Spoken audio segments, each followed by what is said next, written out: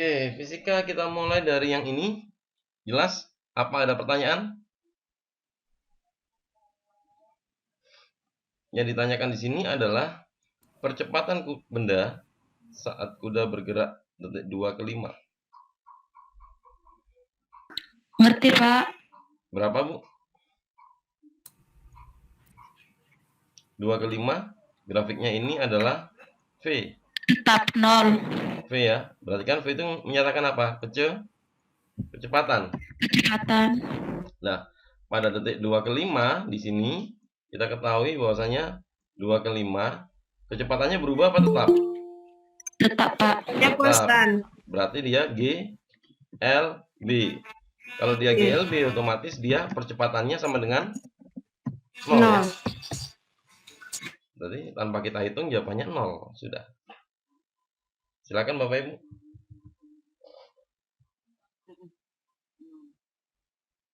Jelas, Pak. Jelas ya? Oke, baik. Lanjut Bapak Ibu. Lanjut, Pak. Iya, Pak. Siap. Oke, yang ini ada masalah? Bahas, Pak. Bahas, Pak. Tri. Bahas, Pak. Oke, baik. Kita bahas. Ini orang melihat benda dengan mata normal, metropi. Kemudian di sini dia menggunakan loop ya. Menggunakan alat optik. Ini loop ya. Ternyata tampak bayangannya demikian ya. Berarti dari gambar ini kita bisa mengetahui ya, sebenarnya orang ini melihat menggunakan alat optik atau loop berakomodasi enggak? Tidak berakomodasi. Tahu dari mana kalau tidak berakomodasi? Ini Bapak Ibu. Karena garisnya tidak berpotongan, Pak. Tidak menyatu. Misal ya. Nah, ini adalah ciri tidak berakomodasi. Nah, kalau misalkan ini sudah tidak berakomodasi, berarti pertanyaannya, agar posisi bayangan jelas, maka benda diletakkan pada jarak. Nah, sekali lagi ya, Bapak Ibu, untuk loop ya, untuk loop, mata tidak berakomodasi, maka di situ benda harus ya diletakkan di fokus ya, agar jelas. Dan sebaliknya, untuk mata berakomodasi, maka benda itu harus diletakkan di bawah fokus ya. Jadi di sini kalau kita udah tahu keywordnya, oh ini mata nggak berakomodasi. Kalau nggak berakomodasi, benda harus diletakkan di fokus. Kita lihat di sini berapa fokusnya Bapak Ibu. 10 cm. Berarti jawabannya adalah 10 cm. Silakan Bapak Ibu. Pak, Bu. Alhamdulillah salah, Pak Tri. Dianalisa salah, Pak. Jadi Pak 25 cm itu tidak berpengaruh, Pak ya? Ini konsepnya demikian, Bu. Konsepnya demikian. Jadi artinya kalau nanti kapan kita menggunakan 25 cm, ketika nanti ditanya di mana posisi benda untuk mata yang berakomodasi. Oke, Bu.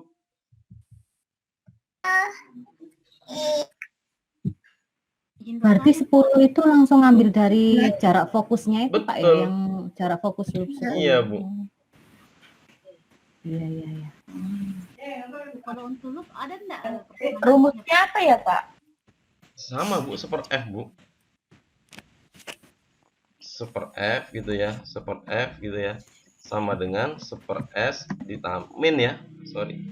Min seper S aksen. Kenapa bin? Karena bayangannya nanti maya, Bu. Tolong ditulis rumusnya, Pak. Sudah, Bu, ini, Bu.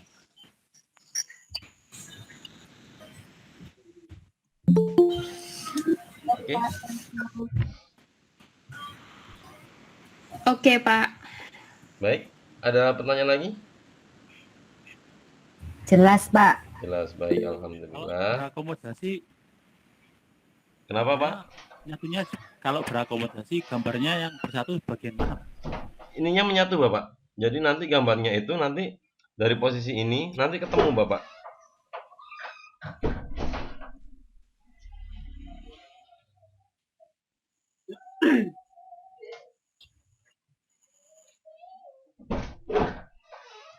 Menyatu demikian, Bapak, gambarnya untuk akomodasi, Bapak. Berpotongan ya, Pak? Ya, berpotongan.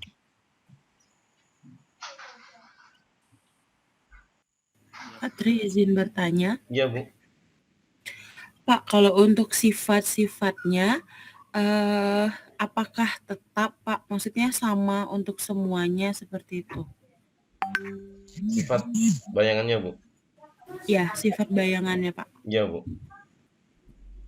Berarti juga berlaku pada teropong dan mikroskop ya, Pak? Satu sifat itu untuk semua hasil bayangan.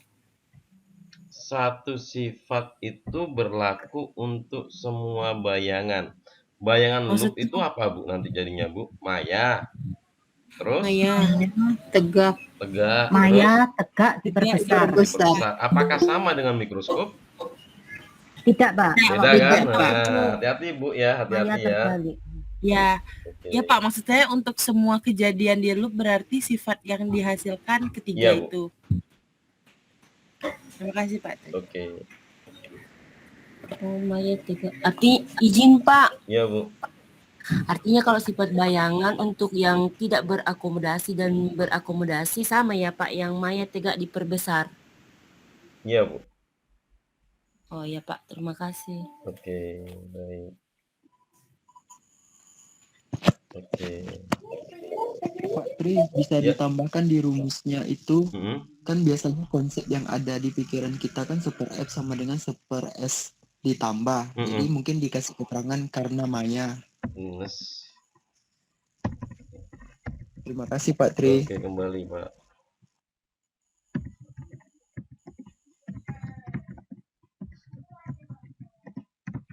Oke, baik. Ada lagi, Bapak Ibu? Lanjut? Jelas, Pak.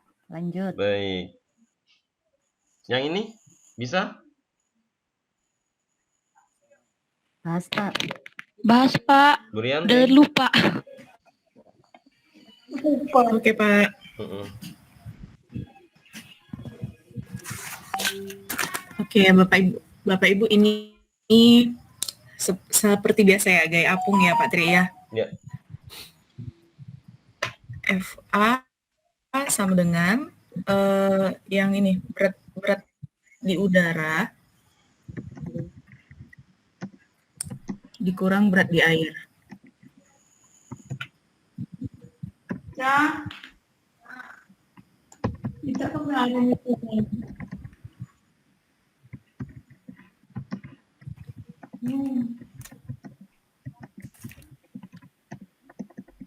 Oke, Bu. Oke, jadi berat di udara 600 ya. W sama dengan M kali G kan. Dikurang berat di air sudah ada 200 Newton. Maka FA-nya sama dengan 400 Newton. Ke bawah Pak Tri ngalir.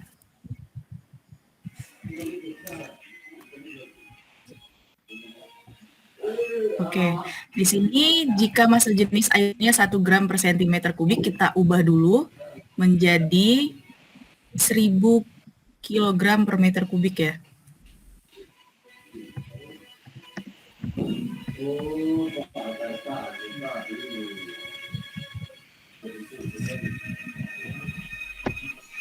Oke, di sini kebetulan yang ditanya itu adalah volume balok.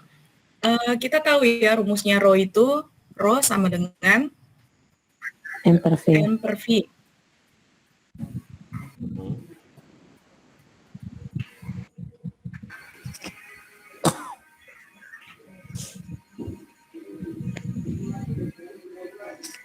Terus, Bu?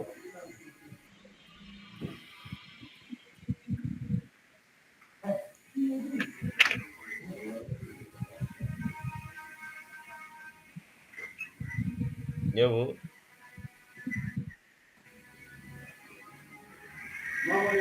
Baik. Bu Rianti? Terputus. Baik, saya lanjutkan. Dari perhitungan di atas, kita mendapatkan nilai FA dari mana? W udara dikurangi W air. Jadi ketika balok ini di udara, beratnya 600 Newton. Ketika di dalam air, dikasih neraca di sini, oh ternyata beratnya 200 Newton. Kok ada selisih? Iya, karena ada gaya apung ya. Ada gaya ke atas, namanya gaya apung.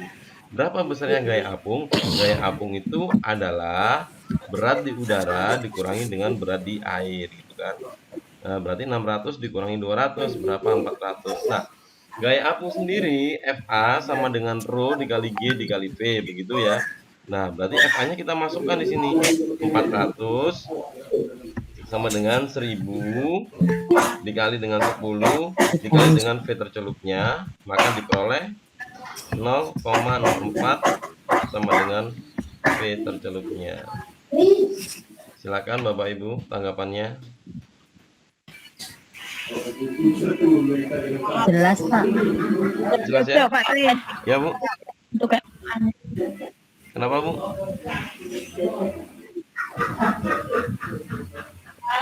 Ya. Kenapa, Bu? Maaf, koneksi terputus. Oke. Bapak Ibu, ada yang ditanyakan lagi? jelas Pak. Jelas ya, baik. Lanjut, Pak. Lanjut Lanjut. ya. Baik. Perhatikan data percobaan perlu dibahas. Jelas ini, Pak. Jelas ya. Oke, baik. Perlu Pak, kita baru peserta baru. Oke. Bedanya kan di sini kalau elektrolit sama non elektrolit udah jelas Bu ya. Kalau nyala ada gelembung berarti dia kuat gitu ya. Ini kuat. Kemudian tidak nyala ada gelembung berarti dia lemah. Tidak nyala ada gelembung berarti dia lemah. Gitu kan? Nyala ada gelembung kuat lagi. Tidak nyala tidak ada gelembung berarti non elektrolit ya. Nah, sudah kan? Nah, dari sini elektrolit kuat berarti kan nomor 1 sama nomor 4. 1 dan 4. Oke, 1 dan 4. 1 dan 4. Oke, gambarnya di sini bisa dia sudah ya karena terionisasi sempurna ya. Jelas ya Bapak Ibu ya? Jelas, Pak. Lanjut. Oke, baik. Ini sudah pernah bahas ya Bapak Ibu ya? Iya, Pak. Sudah Pak. Oke, lanjut. Yang ini? Sudah bisa Pak. Sudah. Oke, baik. Ini? Lanjut. Itu, Pak, yang tabel, Pak. Kenapa Bu? Yang tabel bagian atas, Pak. Yang ada Ini? atas, ada nomor di atas ini, Pak. 97. 97? Iya, Mana Pak. Bu? Ini Bu. Ini sudah Bu. Coba nanti ditonton YouTube-nya ya. Biar kita dapatnya banyak ya. Iya, Pak. Iya, Pak. Baik. Ini jelas. Ini? Tadi ada yang tanya ini? Perlu dihitung? Boleh Pak. Boleh, Pak. Itu Pak. Oke, sisinya 10 Hitung, cm. Pak, hitung. Bujur sangkar ya. Oke, coba kita ketahui. Kita identifikasi satu persatu. Kawat berisolasi tipis dibuat menjadi kumparan 100 lilitan. Berarti di sini N-nya 100 lilitan. N. Kemudian bentuk bujur sangkar bersisi 10 berarti A-nya luasnya 10 kali 10, 100 10 kali 10. cm persegi ya. Oke Pak. Oke, sama dengan berapa meter persegi? 10 pangkat? 10 pangkat 3 Pak. Hah? Minus 3. 10 pangkat 6, Pak. 6, Pak. Min? 10 pangkat 6. Ya kah? 2 ya. Ya kan? 2, Pak. Minus 2. Minus 2, Pak. Minus 2 ya. Minus 2 meter persegi. Ada yang bertanya-tanya, kenapa min 2? Ya. Naik 2 ya. Naik 2 ya. Lagi. Berarti 100 dibagi 10.000, 0,01 ya. Atau 10 min 2 ya. Hambatannya R-nya 500, kumparan diputar dengan, nah ini. Diputar dengan 120 putaran per menit. Berarti kita hitung dulu di sini ya. Nilai dari omeganya. Ya, omega itu sama dengan radian per sekon ya. Rad per sekon. Rad itu radian per detik. Ini putaran ya, RPM ya. Ini 120 RPM. Nah, satu putaran, ingat di sini ya. Satu putaran itu putaran itu sama dengan 2pi rad ya, 2pi radian ya. Berarti kita tulis sama dengan 120 dikali dengan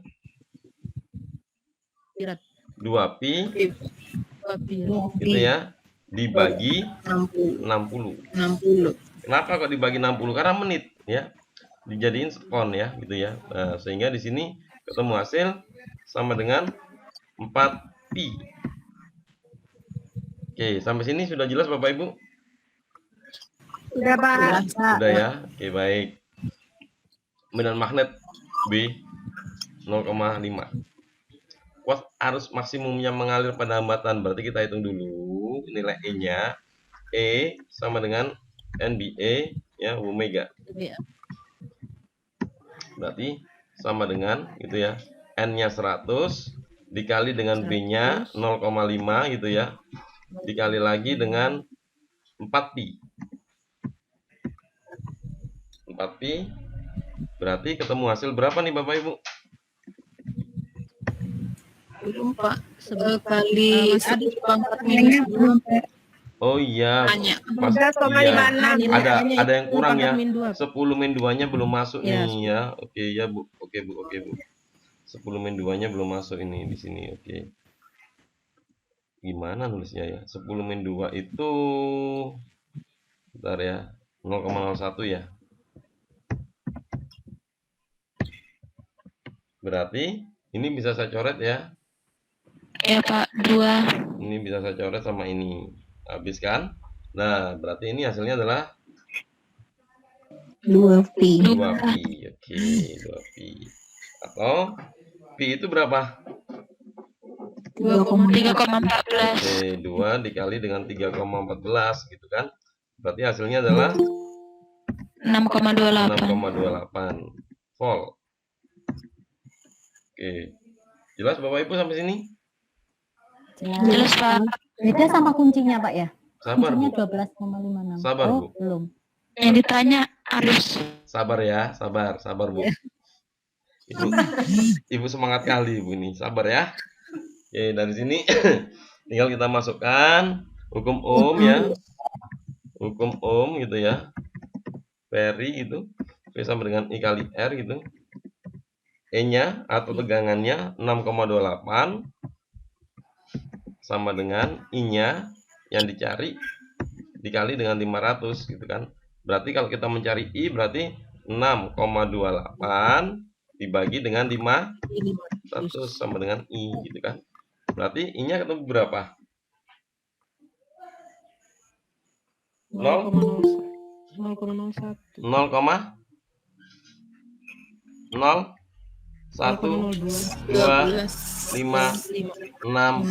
ampere. Atau kita ubah ke mili 12,56 mili ampere. Silakan Bapak Ibu. Pak, boleh dijelaskan nggak Pak? Meganya agak bingung tadi jalannya kok bisa jadi 2pi radian. Oke. Ibu, lingkaran itu sudutnya berapa, Bu? 360 Pak. Oke, saya tulis ya 360 ya. 360. 360. Dalam radian 180 itu sama dengan pi, Bu. 180 itu sama dengan pi gitu kan, dalam radian. Makanya kalau 360 berarti dia 2pi. Ini Bu ya, 2pi Bu ya. Oke Bu. Nah, Iya, Pak. RPM, rotasi per menit. Berarti rotasinya kita jadikan radian, maka ini dikali 2pi per menit. Nah, ini kan jadinya ada yang kurang sih di sini, makanya Ibu bingung. Ini jadinya sudah radian per sekon. Ya. Ini jadinya sudah radian per sekon. Makanya tadi menit, kenapa 60 ini dari mana 60? 60 ini dari mana 60? 60 ini dari 1 menit berapa detik? 60 detik. Makanya kenapa kok letaknya di penyebut? Karena ini per ya. Ya. Ini RPM rotasi per menit kita ubah menjadi radian per sekon. Makanya dibagi 60, maka jadinya 2pi. 2 dikali 2pi hasilnya 4pi. Jadi ini kita coret, Bu. Ini bisa kita coret 120 dengan 60 2 gitu ya. 2 dikali 2pi jadinya 4pi. Silakan, Bu. Iya, Pak. WMega ini bisa juga ya, Pak, kalau nggak salah 2PF bukan ya? Omega itu 2 bisa, Bu. Selama yang diketahui adalah frekuensinya, Bu. Hati-hati, Bu ya. Baik, Pak. Terima kasih, Pak. Ada lagi? Lanjut, Pak. Lanjut, Pak. Lanjut. Baik. Ini perlu dibahas? Perlu, Pak. Bu Rianti sudah bisa masuk, Bu. Bisa, Pak, bisa. Oke, silakan, Bu. Mohon maaf, kabel tadi. Mm-mm. Oke. Bisa kita tadi ada yang mau nanya ya? Mm-mm. Pak gitu nanggung kali. Ya, Bu, ya, Bu. Gimana, Bu? Oh ya udah kita bahas ya. Ini konsepnya bidang miring ya. Pesawat sederhana. KM sama dengan S per H. Kok nggak jalan ya? Halo, kedengaran kan? Ya, Bu. Kedengaran. W per F sama dengan S per H. Oke, Bu. Terus? Iya. Oke. Kemudian di gambar ini kan kita belum tahu ya itu bidang miringnya. Bidang miringnya ini kan Pitagoras ya Bapak Ibu. Kalau Pitagoras itu 3, kalau sisi selain sisi miringnya itu 3 sama 4, sisi miringnya 5 gitu. Kalau mau langsung gini kalau mau langsung ditulis gitu. Kalau mau dicari lagi kan ada yang rumus Pitagoras itu ya Pak Tri ya. Ya, Bu. Oke. Kemudian di sini jika permukaan bidang licin dan massa PT-nya itu 50 kg, berarti W-nya sama dengan 500 M dikali G, iya 500. Maka yang ditanya ini adalah maka gaya minimum yang harus dikeluarkan. Berarti yang ditanya itu F ya? Ya, Bu. Berarti 500 per F sama dengan 5 per 3.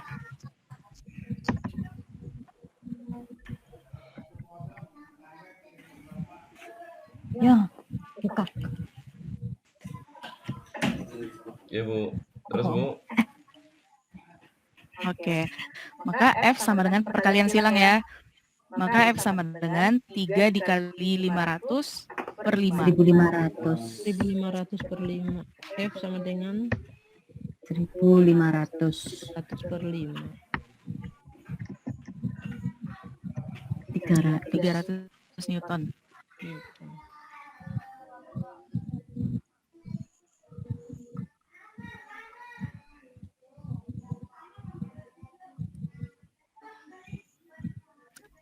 Oke Bapak Ibu, nggak ada pertanyaan kan? Kan gampang ya? Jelas, Bu. Iya. Lanjut, Bu.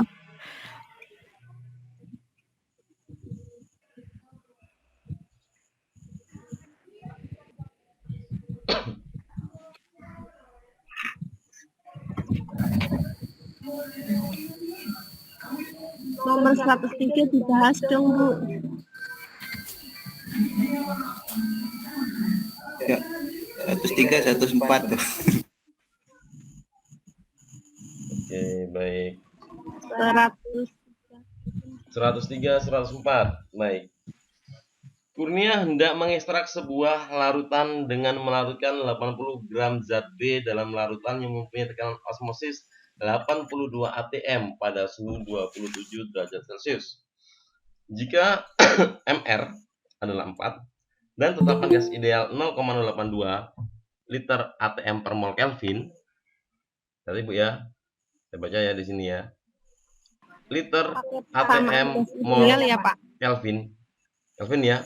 Berarti ini kan kita harus ngubah nih menjadi Kelvin. 27 dijadikan Kelvin, jadinya berapa nih? Sini ya. 300. Nah, 27 Celcius gitu sama dengan 27 ditambah 273 gitu kan. Nah, berarti di sini ketemu hasil sama dengan 300 Kelvin. Oke ya. Nah, kita tinggal masukkan ke dalam persamaan gas ideal PV nRT. PV sama dengan nRT gitu ya. Nah, P-nya 82 nih. Dikali dengan volumenya yang dicari sama dengan N. N itu apa? Gram Pak. per mol. Ya? Gram per ml. Oke, 80 dibagi dengan 4 gitu kan. Dikali dengan 0,082 dikali dengan 300. Sampai sini bisa dipahami Bapak Ibu? Paham, Pak. Jelas? Jelas. Oke, baik. Saya coret ya, yang bisa dicoret ya, biar enak nanti ya.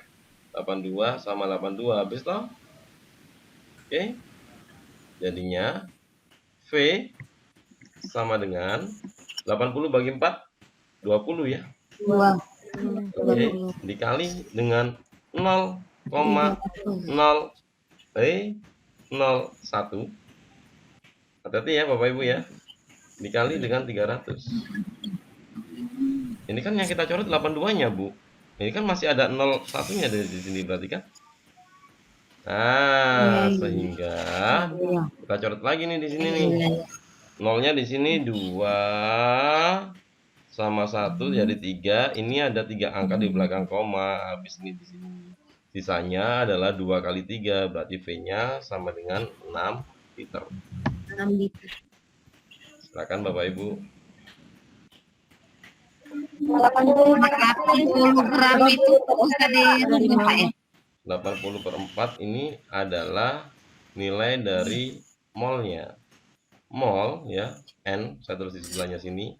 N itu sama dengan mol.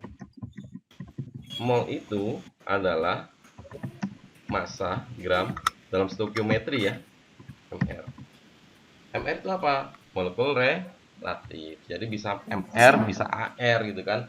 Tergantung di sini yang kita larutkan. Yang kita larutkan itu apakah molekul unsur senyawa ataukah campuran gitu kan. Kalau AR di situ kan berarti kan dia unsur gitu kan. Silakan Bapak Ibu. Pak, 80 gram itu enggak usah diganti, Pak ya? Enggak, Bu. Karena dalam stoikiometri mol itu harus gram, Bu. Oh iya, Pak. Terima kasih, Pak. Oke, ada lagi Bapak Ibu? Jelas, Pak. Lanjut. Lanjut, Pak. Oke. Pak, soal kemarin kayak ada yang N per V gitu Pak. Apa Bu? Apa Pak? Ada yang N per V itu sama dengan apa? M ya? Ada apa Pak? Soal yang kemarin yang ada gambarnya yang seperti ini itu kan ada sama dengan N per V itu. Itu rumusnya garisnya Pak kalau nggak salah ya. Oh gini. Ditanya kemarin Soal yang kemarin itu molaritas Pak. Beda Pak. Molaritas ya. Molaritas ya beda Pak. Kalau molaritas itu sama dengan mol per volume. Makanya jadinya M sama dengan N per V ya, volume. Jadi gas idealnya berubah, nggak PVNRT, jadi jadinya P gitu ya. P sama dengan M molar ya, MRT jadinya. Beda.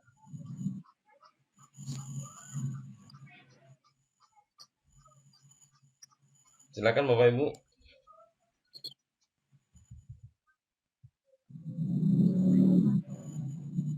Jelas, Pak. Jelas ya? Oke. Ada lagi? Lanjut. Lanjut, Pak. Lanjut, Pak.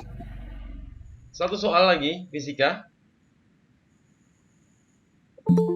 Yang 104, Pak. 104. 104, Pak. Oke, baik. Bu Reza 104, Pak. mengkonsumsi 10 gram protein. 5% dari protein itu digunakan tubuhnya untuk mengangkat beban 8 kg setinggi 100 cm secara berulang. Oke, kita garis bawahi dulu nih. Mengangkat beban 8 kilo setinggi 100 secara berulang. Berarti ini energi apa ini Bapak Ibu? Energi Potensial. Potensial. MGH gitu kan. Masanya sama dengan 8 dikali 10 dikali dengan 10. 1 ya? 1 karena 100 cm kan gitu kan. Diperoleh hasilnya adalah 80 joule. Oke, ini adalah sekali dia mengangkat itu 80 joule gitu kan.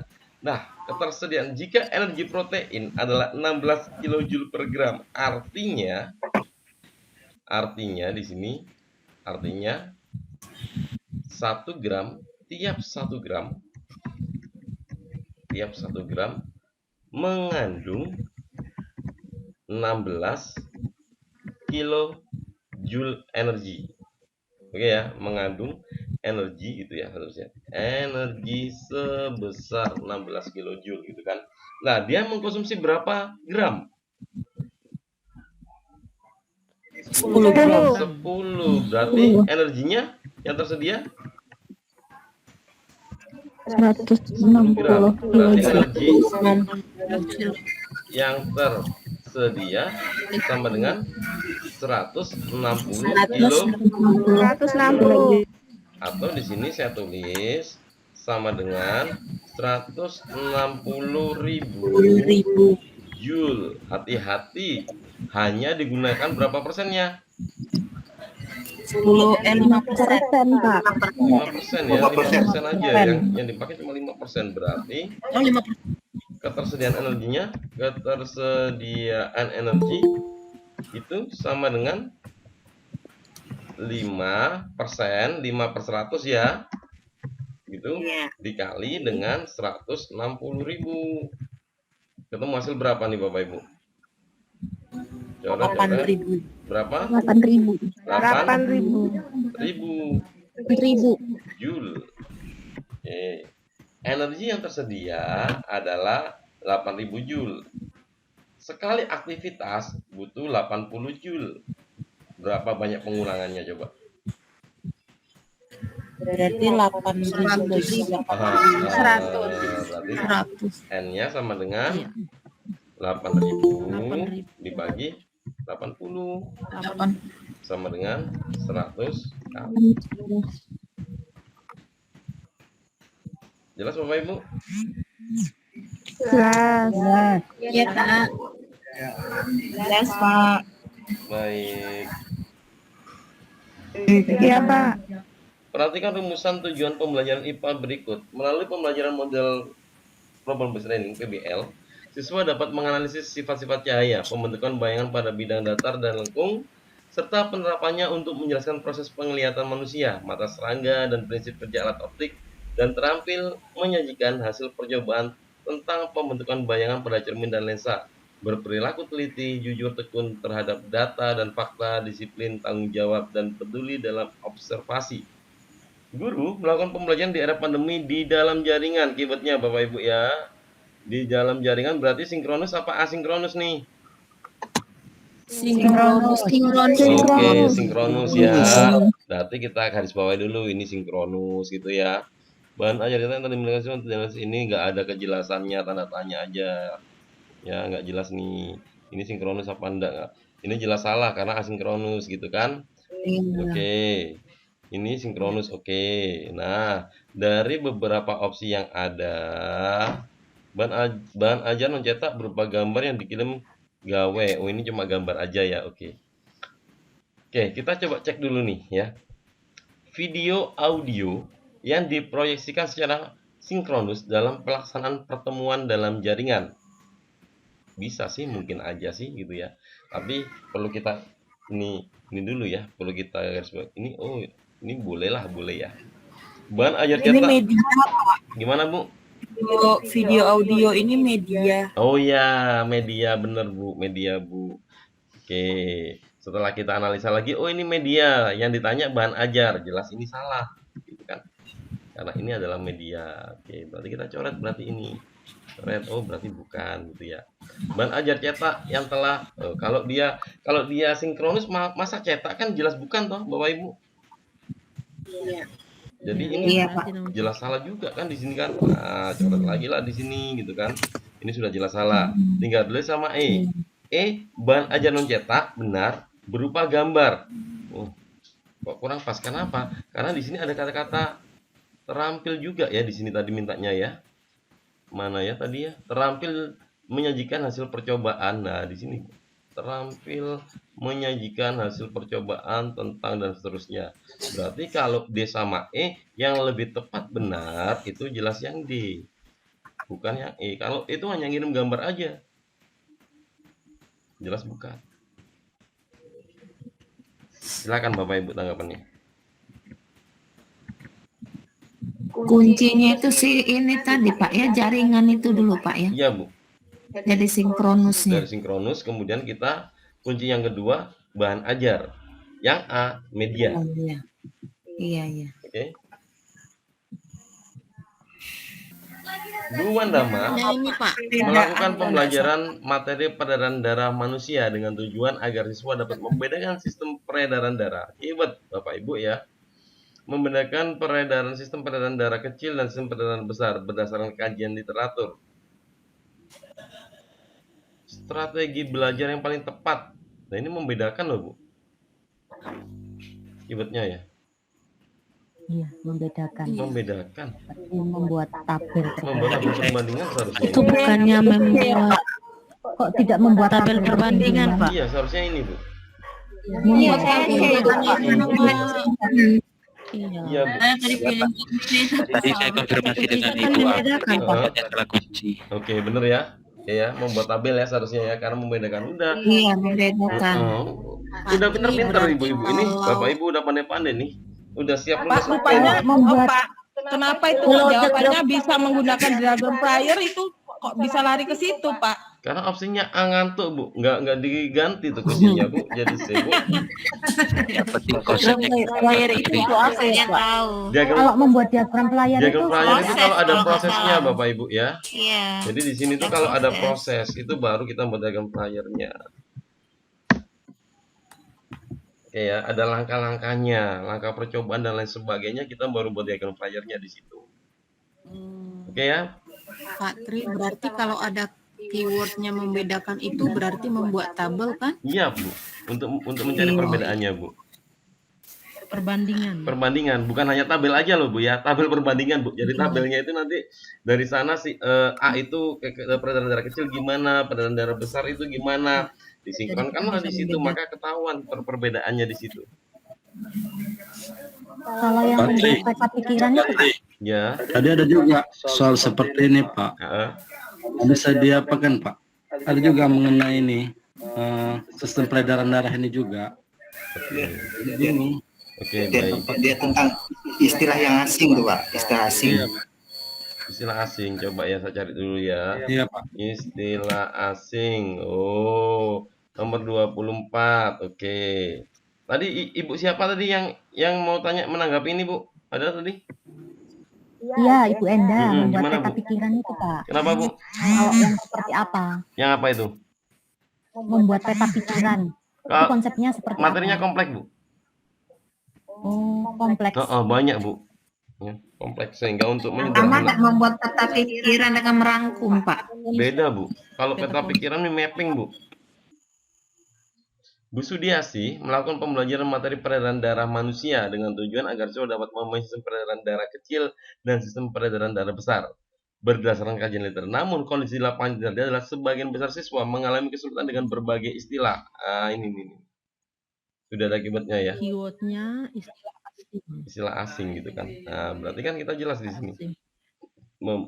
Menggaris bawahi kata-kata yang terasa asing. Asing. Silakan Bapak Ibu. Jelas, Pak. Ya. Jelas, Pak. Pak, yang itu dong, Pak, yang ada siswa yang beberapa kali tidak berpakaian tidak berpakaian seragam ke sekolah itu. Yang kena hujan itu, Bu? Iya. Itu karena tidak disiplin. 36. Di musim hujan, seorang siswa beberapa kali tidak memakai seragam sekolah karena hari sebelumnya kehujanan dan belum kering sampai pagi harinya. Menghadapi kondisi siswa tersebut, tindakan guru sebaiknya A, B, C, D. C. Jawabannya C. Kenapa, Bu? Cluenya adalah beberapa kali. Oke. Tidak memakai, jadi dianggap ceroboh. Ini jawabannya bukannya E, Pak. Jawabannya E ya, Pak, ya jawabannya karena sudah melakukan beberapa kali ya kan, Bu. Kalau hanya menegur kan istilahnya saya makanya saya bingung, Pak, antara C dan E, tapi karena sudah beberapa kali. Iya. Oke, sudah Ibu. Tindakan guru. Guru ya, kita sebagai guru. Yang harus sebaiknya adalah kalau jawaban E memberi sanksi, ini guru kah? Ataukah guru BK?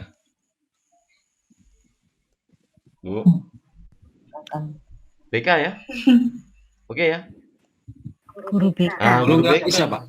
Gimana, Pak? Pak. Guru nggak bisa memberi sanksi. Dalam ranah apa Bapak memberi sanksi kepada siswa, Pak? BK. Kalau guru biasa tidak. Tidak boleh, Pak. Nggak boleh, Pak. Nggak boleh. Karena tugas Bapak di sini adalah menyampaikan pengetahuan. Nggak boleh, Pak, ngasih sanksi, Pak, ke siswa, Pak. Siswa dikatakan melakukan pelanggaran, otomatis nanti ada proses yang dia harus dilakukan pada siswa. Baik itu pendekatan personal dan lain sebagainya, itu sudah ada yang menangani sendiri. Kita ranahnya melakukan 3 penilaian di situ. Ada penilaian sikap, penilaian kognitif, penilaian keterampilan. Itu ranah kita sebagai guru.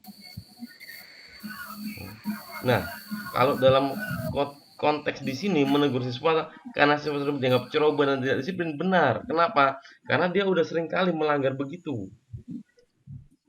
Ya, kita kasih teguran dia di situ. Nah, kalau kita memberi sanksi itu nggak pas, bukan ranah kita, Bapak.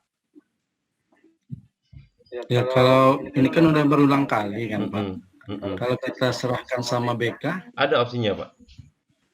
Nggak ada. Nah, itu. Kita kan dihadapkan dengan kondisi opsi yang ada. Gitu. Oke ya. Kalau yang jawaban A, Pak? Loh, Beda dengan yang C, Pak. kalau sekali, Bu, kita ingatkan, Bu. Ini masalahnya udah berulang kali ya, Bu. Beda, Bu ya. Iya, Pak. Pak, ada yang mirip soalnya kurang lebih seperti ini tadi, nah Pak, yang ada opsinya itu menyerahkan ke guru BK yang dia tidak masuk beberapa kali gitu, nah Pak, soalnya. Coba Bu ya, saya cari Bu ya. Iya, Pak. Bu? Menyerahkan ke guru BK, ada pilihannya seperti itu gitu. Oke, baik Bu. Nomor 27 Bu. Hafal sama Patri. Ini Bu. Ini Pak, iya. Seorang siswa sering tidak masuk saat pembelajaran kita. Saat pembelajaran kita, Bu. Bukan semua mapel, Bu ya. Ini siapa yang salah? Kita kah ataukah siswanya? Kitanya, Pak. Tindakan yang harus Pak. pas jam kita nggak ada anaknya itu kemana itu ya? Tindakan yang dilakukan oleh guru menanggapi keadaan siswa tersebut adalah A. Menyerahkan ke guru BK, B. Mengambil tindakan tertentu setelah ada pembicaraan dengan orang tua, C. Mengurangi nilai sikap kompetisi siswa, memberi tugas tambahan di perpus. Gimana kita ngasih tugas tambahan, anaknya nggak ada tuh di situ. Ya, oke. Kita kembali pada topiknya di sini. Oh iya benar. Tindakan yang dilakukan oleh guru kita maksudnya menanggapi seperti itu keadaannya. Apa yang harus kita lakukan? Maka opsi yang tepat di sini C. Mengurangi nilai. Kita nyerahin ke BK kalau udah gimana Pak Tri? Alasannya apa, Bu? Awalnya itu Ke BK, Bu? enggak, misalnya udah berulang kali gitu. Kalau yang Maksudnya ada momen masalah yang sebesar apa baru diserahkan ke BK? kalau kaitannya sama tata tertib, Bu. Nah, ini menghilangnya saat pembelajaran kita ya, Bu. Siapa yang salah ini? Tapi ini apa juga? Iya, itu di garis bawahi ya.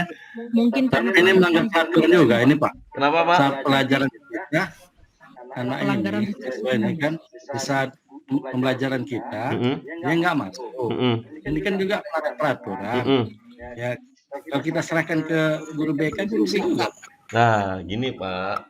Nanti saat ada sidang kenaikan kelas, Bapak selaku pengajarnya dimintai keterangan tentang si anak. Bapak mengutarakan, anak ini waktu jam saya kok nggak pernah ada di dalam kelas. Mungkinkah ada guru-guru yang juga mengalami demikian? Betul ya? Atau jangan-jangan hanya jamnya kita, berarti yang bermasalah kita, berarti kan? Bisa jadi dia nggak suka ya kan Pak? Ya bisa jadi Pelajaran demikian. Tadi saya pikir karena keywordnya itu sering gitu loh Pak, jadi menyerahkan kayaknya sepertinya lebih baik ke guru BK seperti itu. Jadi ya kita baca secara komplit di situ, karena di situ dia tidak hadir ya, sering tidak hadir saat pembelajaran kita. Mungkin langkah awal yang kita lakukan nanti secara prosedur memang mengurangi nilai kompetisi siswa, tapi nanti saat di lapangan ketika anaknya ada, sering itu bukan berarti nggak selalu ada ya. Sering itu ada saatnya dia masuk di pelajaran kita, ada saatnya dia nggak masuk tapi prosentasenya lebih banyak nggak adanya daripada ada, kan begitu kan? Nah, saat itu baru kita lakukan pendekatan personal dengan anaknya. Ada salah apa bapak sama kamu, ada salah apa ibu sama kamu, kenapa kamu jarang masuk dan lain sebagainya. Itu baru kita adakan pendekatan personal di situ. Baik Bapak Ibu. Pak, soal yang di era PTMT itu dong Pak. Ini bawahnya kenapa Pak? Bawahnya itu Pak, bawahnya. 34 Bu. Kenapa Bu? Soal yang ketat terbatas Pak. Era PTMT. 34.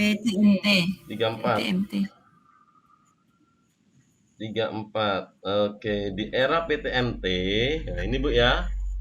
Seorang guru biologi melaksanakan pembelajaran aplikasi berbasis class point application kepada setiap siswa dan meminta mereka bekerja menggunakan perangkat komputer atau Android untuk mengakses pembelajaran yang disediakan. Dalam pembelajaran tersebut, siswa memberi respon, mengerjakan tugas interaktif, bertanya melalui media komputer, dan memperoleh balikan seketika dari komputer. Guru tersebut melaksanakan pembelajaran berbasis IT yang disebut PTMT. Itu clue awalnya. Bapak Ibu sudah mengalami PTMT? Sudah. Berapa persen? COVID. Tatap muka terbatas. Oke, tatap muka terbatas. Apakah satu kelas masuk semua, Bapak Ibu? Tidak masuk semua, Pak. Tidak masuk semua. Maksimal 50% ya. Berarti 50% belajar di rumah, 50% belajar di dalam kelas. Begitu kan? Oke. Berarti itu dikatakan pembelajaran yang bagaimana, Bapak Ibu? Blended learning. Blended Blended learning sudah learning. selesai. Percampuran online dengan offline gitu, Pak. Bener Bu. Tujuan pembelajaran yang mengembangkan pengetahuan faktual. Oke ya. Mendeskripsikan ada interaksi antara makhluk hidup dengan lingkungannya di lingkungan sekolah. Mempresentasikan percobaan, ini jelas nggak masuk ya, karena ada prosesnya di sini ya, percobaannya. Oke, berarti ini nanti masuk prosedural, berarti 2 itu nggak masuk, nggak ada di situ. Berarti kan di sini 2-nya kita coret, ini jelas salah, ini jelas salah, ini jelas salah. Oke, Bapak Ibu. Iya, Pak. Nomor 5, menjelaskan langkah loh. Di sini ada langkahnya. Ini jelas buku juga bukan. Maka jawabannya 1, 3, dan 4. Iya, Pak. Oke. Silakan Bapak Ibu. Saat ini, kasus bullying perundungan terjadi di sekolah semakin banyak terjadi. Ketika mengetahui ada siswa yang menjadi korban bullying, yang Anda lakukan adalah A. Mendampingi siswa ketika harus berhubungan dengan pelaku bullying dan memberikan langkah-langkah preventif. B. Menasihati siswa untuk tidak lagi bersinggungan dengan pelaku bullying. C. Menemui pelaku bullying agar tidak melakukan lagi. D. Bersimpati dan membesarkan hati siswa yang jadi korban bullying. E. Mempertemukan pelaku dan korban bullying untuk menyelesaikan masalah serta menjelaskan arti penting berteman dengan cara yang baik. Jelas Bapak Ibu jawabannya? Jelas, Pak. Jelas, Pak. Silakan Bapak. Itu yang tugasnya BK gitu.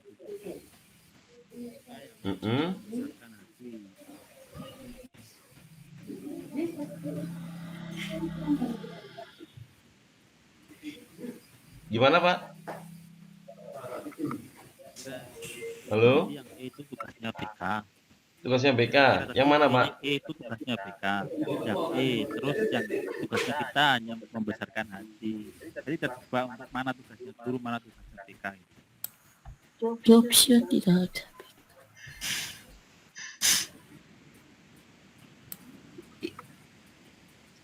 Sebentar Pak, saya tanya dulu Pak. Bullying itu biasanya nggak harus terjadi di antar kelas loh Pak. Terkadang Ya, bisa jadi satu. di dalam kelas pun waktu kita ngajar juga terjadi bullying, betul nggak Pak? Betul. Bullying itu banyak kalau di siswa SMP. Contoh, si A nyebutkan nama orang tuanya si B. Itu bullying, Pak. Itu jadi berantem itu kalau dibiarkan. Akhirnya kita nggak bisa ngajar tuh di situ, Pak. Nah, mungkin sudut pandangnya tadi Pak Ridwan menyampaikan bisa E menjadi tugas BK bila mana ini terjadi bukan dalam pembelajaran.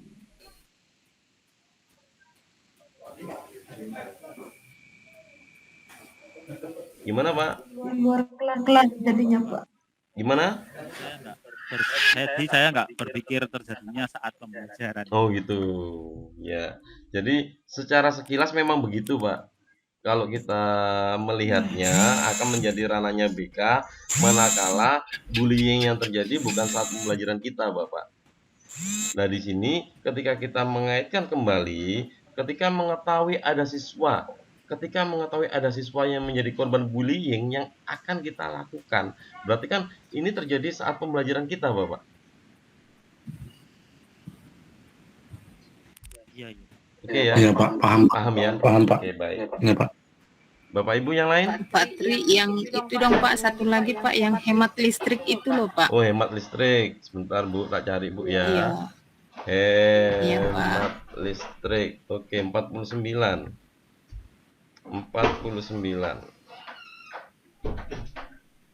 Ini Bu. Iya ini Oke Pak. baik. Di sini mendeskripsikan berbagai upaya menghemat energi listrik dalam kehidupan sehari-hari. Keyword yang ditanyakan adalah penerapan belajar sosial, punyanya Bandura ini Bu. Ya, punyanya siapa sih nama lengkapnya itu? Bandura gitu aja lah saya. Lupa nama lengkapnya itu. Nah, proses belajar sosial itu terjadi ketika ada siswa yang melakukan sebuah proses observasi atau pengamatan terhadap kegiatan pembelajaran yang dilakukan selama di dalam kelas. Ya, coba kita lihat di sini. Ini belajar sosial, Bapak Ibu. Jadi ada observasinya, ada pengamatannya di sini, Bapak Ibu, keywordnya. Ya. Meminta kelompok ahli siswa melakukan percobaan penghematan energi menggunakan maket dan petunjuk yang dibuat oleh guru. Meminta kelompok ahli siswa, nanti dululah. Siswa diminta memecahkan masalah, bukan, nggak ada prosesnya nih di sini, nggak ada proses ngamatinya di sini. Siswa bergiliran diminta mematikan lampu, juga bukan. Siswa diminta mengamati, loh ya ini Bu, Bapak, jelas.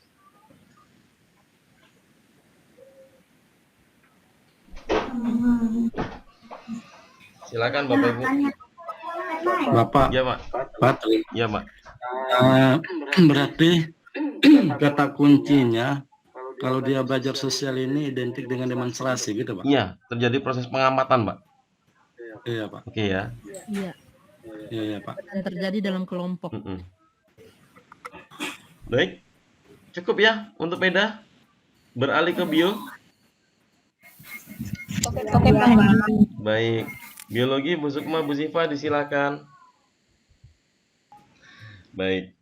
Pada gambar di sini ada tanaman ketika disinari matahari daunnya membuka. Ketika malam hari daunnya menutup. Sepintas menutupnya daun itu seolah-olah karena faktor gelap. Itu ya Bapak Ibu ya. Nah, iya Pak. Dibuktikanlah pendapatnya menutup daun karena faktor gelap ini benar apa tidak. Maka tumbuhan ini dibawa ke suasana gelap. Seharusnya ketika dibawa ke suasana gelap di sini, maka tidak ada daun yang membuka. Semuanya harusnya menutup. Benar? Nyatanya setelah dibawa ke suasana gelap, ternyata masih terjadi hal yang serupa seperti di atasnya. Ada saatnya dia membuka dan ada saatnya dia menutup. Oh, berarti ini bukan karena cahaya dong ya? Bukan karena cahaya berarti. Bukan karena kondisinya gelap. Tapi di sini daun ini tetap membuka dan menutup. Artinya berarti tanaman ini dia memiliki jam biologis namanya ya. Jam biologis itu adalah apa ya? Jam saat dia harus membuka daunnya dan jam di saat dia harus menutup daunnya ya. Tidak terpengaruh dengan faktor gelap ya. Ini namanya jam biologis pada tumbuhan. Nah, pada gerak tersebut ditunjukkan prinsip gerak apa, gitu kan ya. Nah, kalau geraknya di sini kan ada dua ya, ada sikadian, ritme sikadian, sama lokomotor, gitu kan. Nah, kita telusuri dulu. Lokomotor jelas salah. Kenapa? Lokomotor itu gerak berpindah tempat kan. Ini kan tumbuhannya tetap pada tempatnya. Berarti ini jelas salah. Menyisakan A, B, dan E. Oke, kita coba lihat analisanya dulu. Ritme sikadian yang B, ritme sikadian tumbuhan karena perubahan lingkungan. Coba kita lihat, kalau seandainya lingkungannya tiba-tiba mendung, daunnya langsung menutup nggak? Enggak. Nah, berarti B salah. Nah, tinggal A sama E. Ritme sikadian tumbuhan karena laju fotosintesis, ataukah ritme sikadian tumbuhan karena lama periode penyinaran matahari. Nah, jam biologis ini ada kaitannya dengan yang namanya periode penyinaran matahari. Nanti di sini akan ada tumbuhan jangka apa namanya? Apa sih? Tumbuhan jangka panjang. Apa namanya? Hari panjang. Hari itu mah tumbuhan hari panjang sama tumbuhan hari pendek begitu. Berarti opsi ini juga salah. Maka jawaban yang tepat adalah jawaban yang E. Mangga ibu-ibu ditambahkan. Sudah sesuai. Fotoperiodisme ya? Fotoperiodisme. Jam biologis itu sendiri sama seperti ritme sirkadian ya Pak kan ya?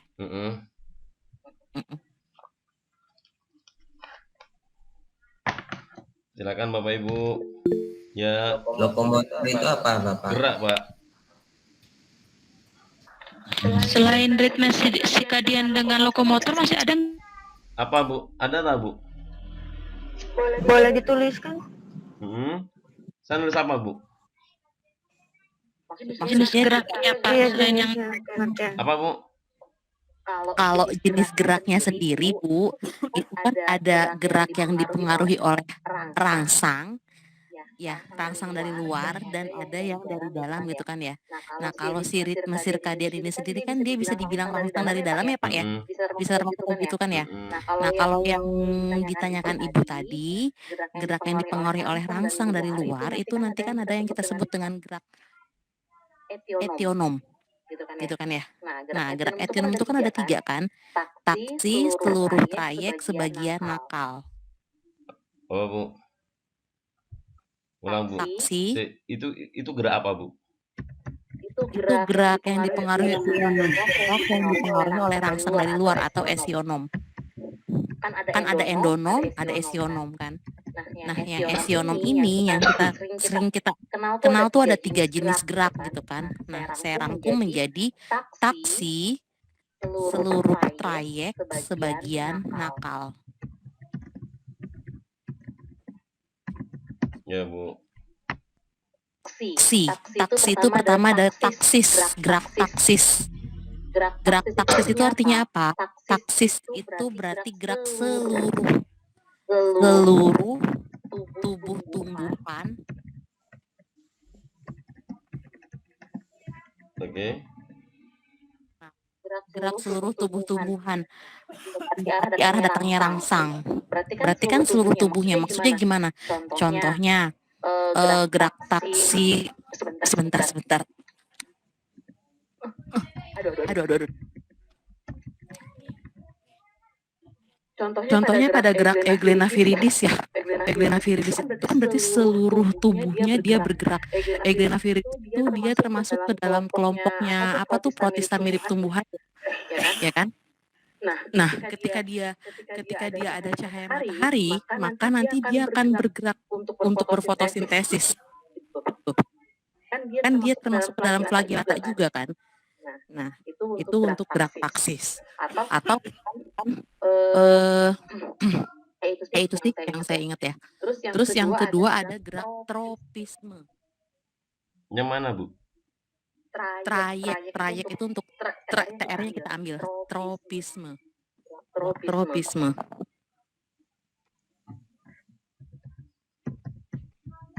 Oke Bu. Sebagian, yaitu gerak sebagian tubuh tumbuhan mendekati arah datangnya rangsang.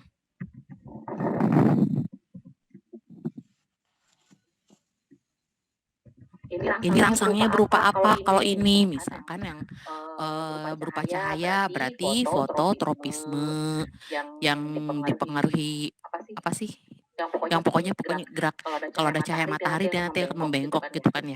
Terus kalau gerakannya berupa rangsangnya berupa sentuhan berarti pigmotropisme, gerakan tulur, ya kan? Oh, kayak gerak juga ya Bu? Bisa, gravitasi. Berarti kan gravitasi kan arahnya ke bawah ya. Gravitasi bumi itu ya berarti geotropisme. Kalau yang rangsangnya berupa air berarti hidrotropisme. Jadi geotropisme ada geotropisme positif, ada geotropisme negatif. Kalau positifnya berarti gerak akar karena kan dia tumbuhnya ke pusat bumi kan. Kalau yang negatif berarti siapa? Negatif itu berarti si batang karena kan dia berlawanan arah dengan pusat gravitasi ya. Nah, terus yang terakhir ada gerak nasti. Nakal. Nah, naknya itu untuk nasti. Nah, nasti ini hampir sama dengan tropisme, yaitu sebagian tubuh tumbuhan yang bergerak. Cuman kalau nasti ini dia tidak dipengaruhi oleh arah datangnya rangsang. Kayak tadi cahaya kalau misalkan dia disinari oleh cahaya matahari di sebelah kanan, maka nanti kan batangnya akan menuju ke sebelah kanan gitu kan kalau tropisme kan. Tapi kalau nasti ini dia nggak ngaruh mau dari mana aja rangsangannya, dia tetap bergerak. Contohnya apa? Gerak rangsang berupa sentuhan pada putri malu, seismonasti atau tigmonasti, ya kan? Si putri malu ini kan dia mau disentuh dari manapun dia pasti akan menutup ya. Mau disentuh halus, mau sentuhnya pokoknya kalau disentuh terkena sentuhan dia pasti akan menutup. Nah itu dia seismonasti gitu. Itu yang Makasih banyak, Bu. Oke.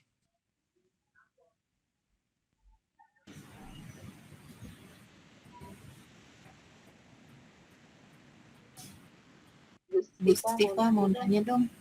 Yang kan ada dulu soal yang tentang gerak juga Bu, hapnonasti ya, haponasti. Iya, haponasti. Nasti itu dia gerak karena dipengaruhi oleh rangsang berupa serangga. Contohnya pada ini ya, apa sih yang makanannya serangga tuh makan serangga. Nepenthes ya. Nepenthes bukan kantung semar, Nepenthes Bu. Iya, benar-benar kantung semar. Jadi ketika dia kan ngebuka nih ya kan seperti terlihat ada mahkotanya gitu kan ya. Nah, ketika nanti ada serangga deket-deket jadi ya langsung ditangkap.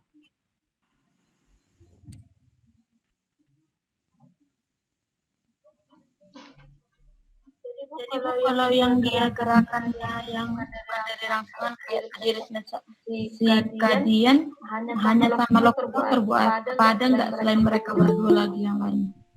Yang jelas nggak ada. Kenapa? Karena kan lokomotor itu kan dia berpindah tempat, sementara kalau tumbuhan kan dia tidak berpindah tempat kan. Dia iya.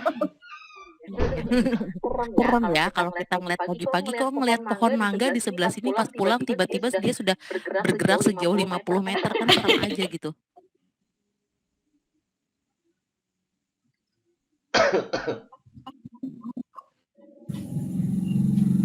Oke Pak, lanjut Pak. Lanjut ya. Apalagi Bapak Ibu? Berayam. Hah? Berayam. Ayam? Ayam, delman ayam ya? Ayam, oke. Nomor 78.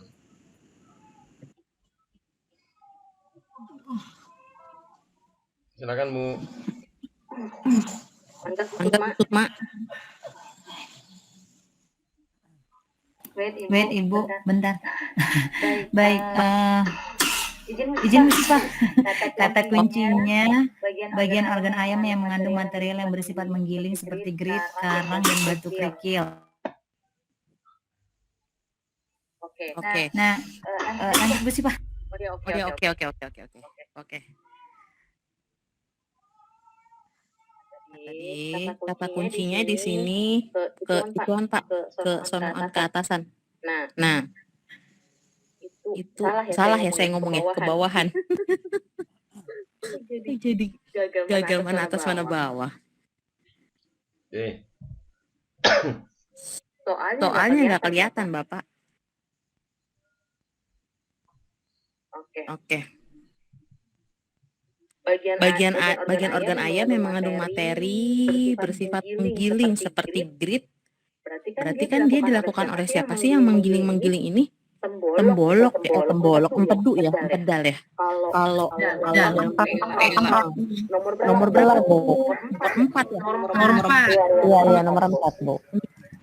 Kalau yang nomor 2 itu dia kerongkongan yang membesar pada ayam, kerongkongan yang membesar itu namanya apa? Tembolok. Gitu. Kalau yang nomor 6 itu jelas empedunya, ya kan? 5 hatusnya, 7 itu apa? 8, 9, 10 dia udah masuk ke usutan ya. 7 itu usus halus ya Bu? Jadi dari 7 sampai 10 ya usus halus ya. 11, 12 dia udah saluran pengeluarannya. Iya. Kalau pakai angin kan dia kloaka atas ya.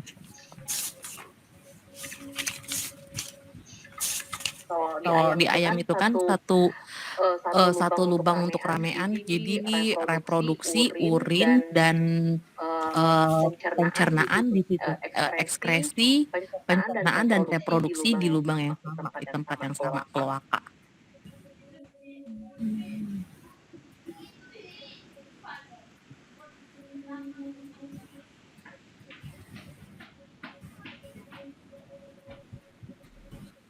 Oke, mana lagi? Jelas Bapak Ibu? Jelas, Pak. Aman ya? Selesai? Aman, Pak. Good. Kenapa Bu? Ini Pak. Kalau Ini Pak, ini. UP, Pak, soal kisi-kisinya mengenai apa Pak ayam itu? Maksud saya apakah kita harus ingat-ingat ayam atau juga unggas-unggas yang lain? Kalau UP kisi-kisinya tentang hewan macam-macam Pak.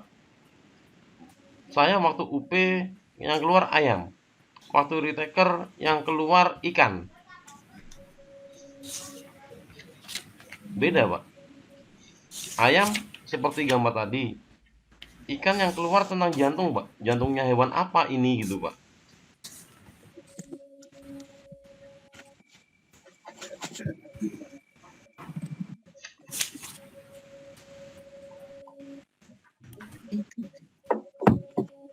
Oke.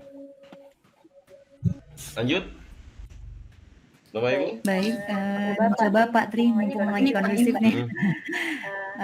Baik, untuk soal yang selanjutnya, ini adalah gambar sel apa Bapak Ibu? Tumbuhan. Tumbuhan. Ya, alhamdulillah.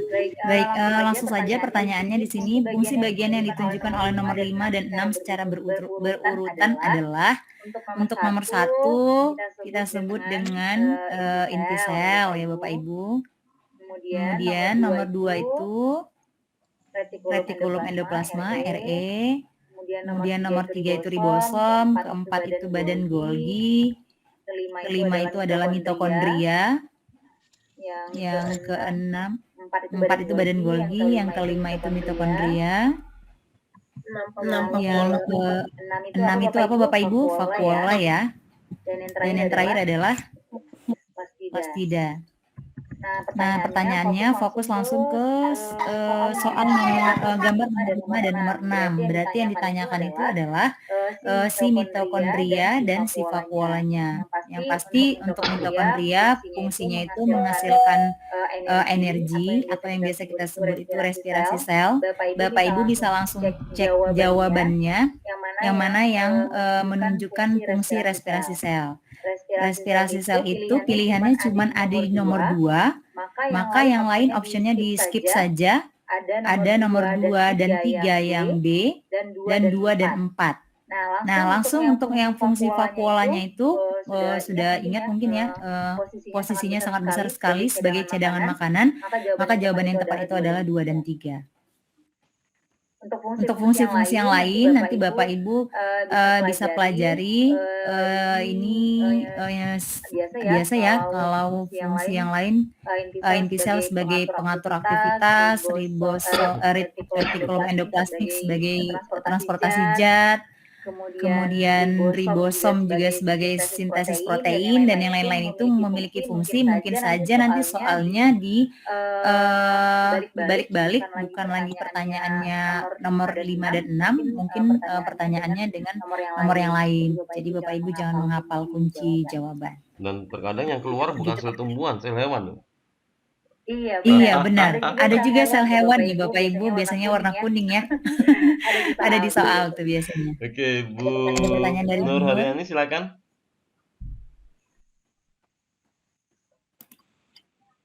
Ya, Bu Nur. Oke, tertekan mungkin ya. Mungkin ada yang mau ditambahkan Bu Sipa, silakan. Izin menambahkan ya Bu. Paling saya bantu untuk menganalogikan mengingat bagaimana memudahkan untuk mengingat fungsi-fungsinya ya. Jadi karena kan memang ini pure hafalan ya, jadi saya menganalogikan aja. Jadi analogikan sel ini sebagai suatu provinsi gitu kan. Yang namanya provinsi itu kan pasti dia punya ibu kota ya. Nah, provinsi sel ibu kotanya di siapa? Provinsi sel punya ibu kota di inti sel. Jelas yang namanya ibu kota itu berarti dia untuk mengatur segala aktivitas dong, ya kan? Nah, berarti inti sel ini fungsi apa? Mengatur semua aktivitas selnya, metabolisme sel tersebut gitu ya. Karena nanti di dalam inti sel itu dia terdapat apa? Dia ada kromosom, dia ada DNA, ya kan ya. Nah, itu. Terus yang namanya kota, yang namanya provinsi gitu kan. Nanti dia punya ini penghasil energi PLN-nya deh, PLN-nya penghasil listrik kan PL itu kan ya. Nah, penghasil energi terbesarnya kalau di provinsi sel siapa? Itu yang namanya mitokondria. Mitokondria itu dia punya fungsi untuk apa? Menghasilkan energi dari respirasi seluler. Energi yang dihasilkannya itu berupa ATP alias adenosin trifosfat. Kemudian yang namanya provinsi itu pasti dia punya pabrik. Pabrik ini berarti kan dia fungsinya untuk menghasilkan produk ya. Misalnya pabrik roti. Nah, pabriknya sendiri kalau di sel tuh disebut siapa? Ribosom. Karena ribosom ini nanti dia akan menghasilkan protein. Ya, kalau produk ini kan pasti nanti harus didistribusikan ke agen-agen, ke pelanggan-pelanggan, ke konsumen-konsumennya ya. Siapa yang melakukan distribusi itu tersebut? Yang melakukannya itu ada si retikulum endoplasma. Dan kita tahu, berarti RE itu fungsi untuk apa? Transportasi zat. RE ini kan nanti ada dua macam ya. Ada RE kasar dan ada RE halus. RE kasar fungsinya untuk apa? Karena dia ditempelin sama ribosom ya. Berarti bantuin ribosom untuk sintesis protein gitu kan. Sementara RE halus itu kan berarti dia tidak ada apa-apanya kan. Berarti dia untuk mengatur itu dia yang mengatur transportasi zatnya tadi. Nah, kalau semuanya sudah masuk ke ke yang dituju gitu tuh kan ya, protein-protein itu, maka nanti akan ada sampah dong, hasilnya dong. Sampahnya ini nanti akan dibersihkan oleh siapa? Akan dibersihkan oleh badan Golgi. Golgi ini dia punya fungsi Go-Sex. Go-Sex itu berarti untuk sekresi dan ekskresi gitu. Nanti di sel ini juga dia ada punya pengaman, punya polisi yang mengatur keamanannya. Siapa namanya? Lisosom. Karena lisosom ini nanti dia akan menghasilkan antibody. Akan menghasilkan apa sih namanya? Dia penghasil antibody lisosom itu kan. Nanti dia akan bekerja secara autolisis. Itu sih saya nambahinnya. Oke Bu, terima kasih. Bapak Ibu yang lain? Jelas Pak. Jelas ya. Oke, baik. Lanjut. Duh.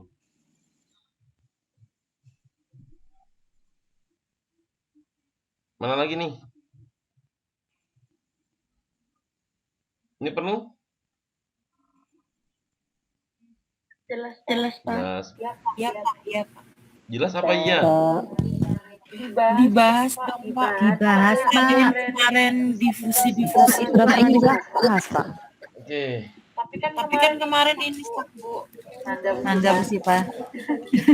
Di Patri ya. Terakhir ya. Oh. Terakhir ya Bapak Ibu ya. Oke.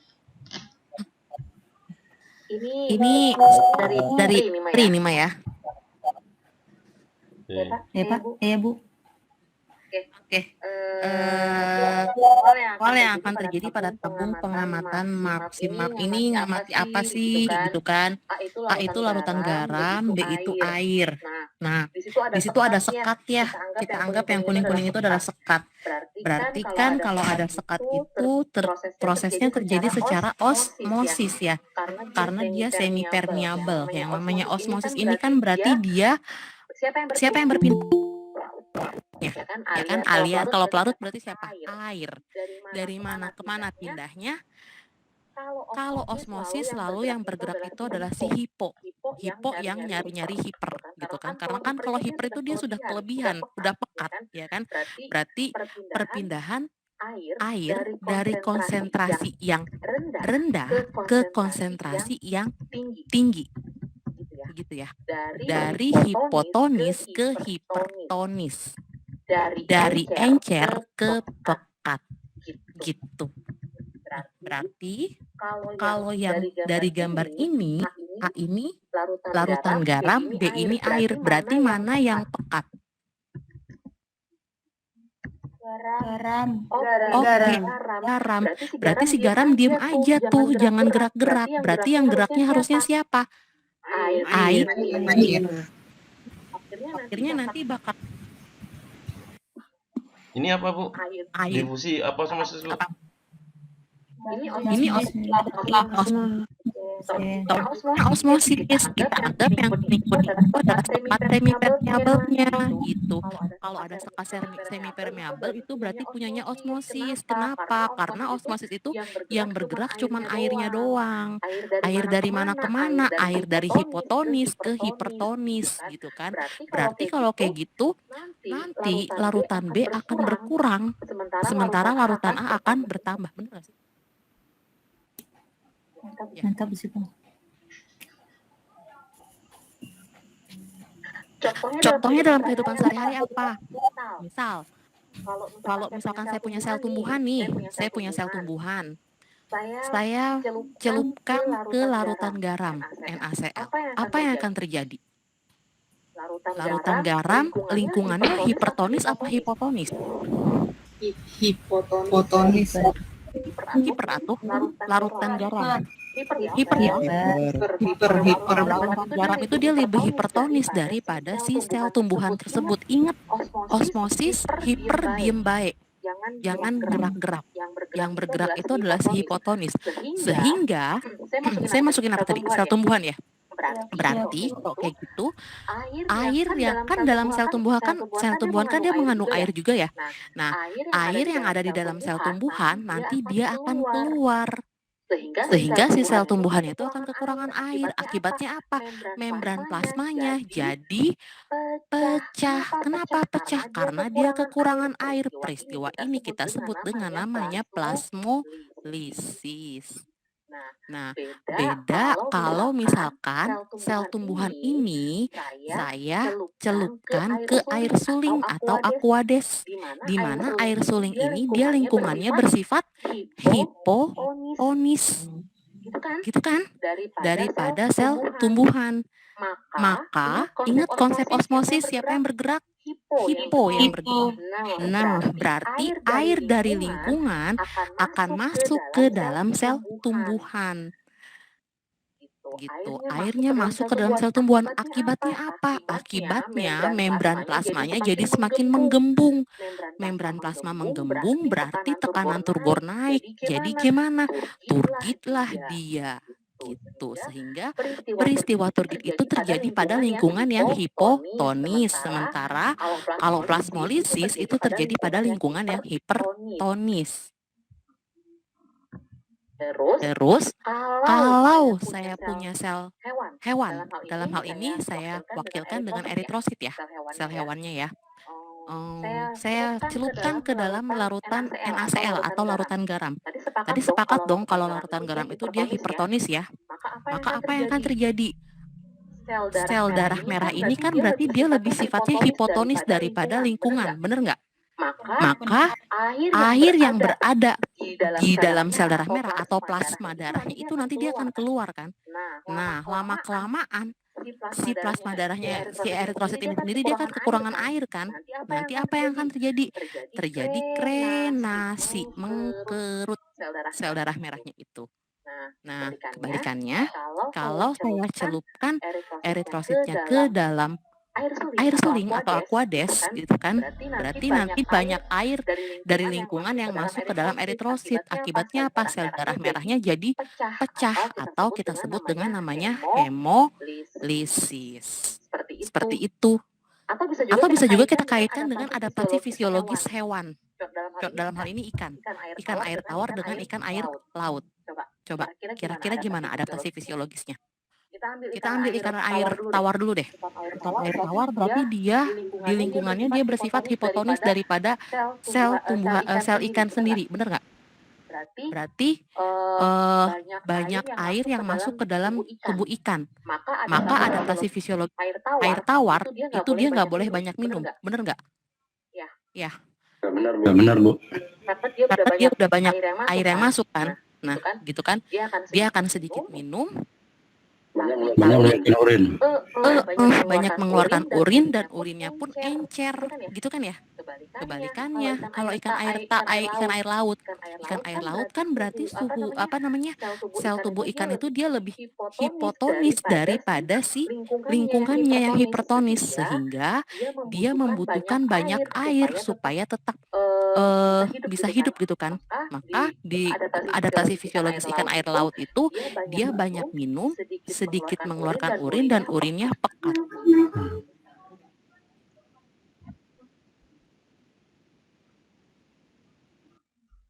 Bapak Ibu silakan kalau ada pertanyaan.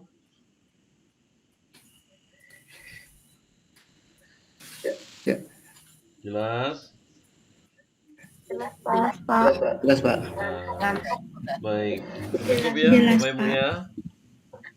Sudah jam 9, sudah malam. Rehat, istirahat Bapak Ibu, biar besok fresh ya. Biar besok bisa simulasi lagi, mengerjakan lagi. Malam hari kita ambil lagi ya. Jangan bosan Bapak Ibu ya. Ya memang begini tahapannya Bapak Ibu ya. Enggak, Pak. Saya suka, Pak. Ya, Pak. Berlatih terus, Pak. Semangat, Pak. Oke, Bu Mercy sudah ketemu ya yang pakai akunnya Ibu? Sudah, Pak. Menangis, Pak. Oke, baik. Baik, ada yang perlu ditambahkan Bapak Ibu? Cukup? Cukup ya, baik. Alhamdulillah. Terima kasih Bapak Ibu sudah hadir pada kesempatan malam hari ini. Tetap semangat, ketemu lagi besok ya. Di kesempatan yang sama, sering-sering cek deskripsi grup WA kaitannya dengan kode, soal, dan lain sebagainya ya Bapak Ibu ya. Sampai ketemu lagi di kesempatan yang akan datang. Saya akhiri. Bila taufik wal hidayah. Wassalamualaikum warahmatullahi wabarakatuh. Selamat malam Bapak Ibu.